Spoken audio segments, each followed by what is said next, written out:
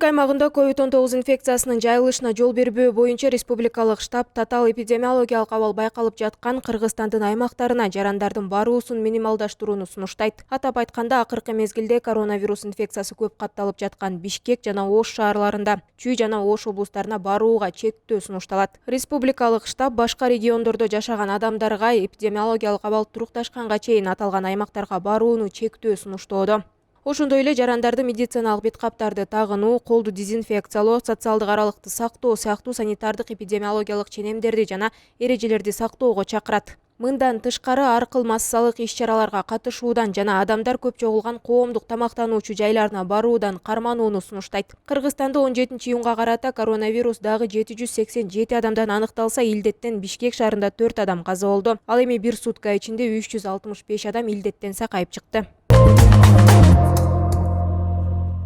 Бүгүн 17-июнда Кыргызстанга Россияда өндүрүлгөн Спутник V вакцинасы жеткирилет. Бул коронавирустан эмдей турган дарынын экинчи партиясы болот. Республикалык иммунопрофилактикалык борбордун жетекчиси Гүлбара Ишанапысовна билдирген маалымат боюнча 80 000 доза алынып келет. Ошондой эле Ишанапысовна ушул жуманын аягына чейин Кытайда өндүрүлгөн Sinopharm вакцинасынын 150 000 доза алынып келерин билдирген.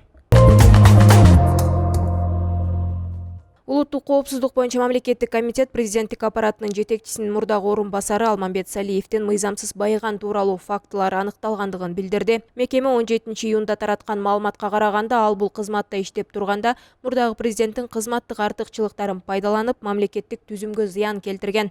Укук коргоо жана мамлекеттик органдардын сот системасынын ишине активдүү кийлигишкен. Алмамбет Салиев мамлекеттик кызматта иштеген мезгилде аффилирленген жактарга каттоодон өтүп, өзүнүн расмий кирешесинен кымбат мүлктү сатып алгандыгы аныкталган. Ушундай жол менен алынган чоң каражатты көп кабаттуу үйлөрдү жана башка соода объектилерин куруу үчүн курулуш компанияларынын бирине жумшаган. Атайы кызмат ал компаниялардын атын атаган эмес.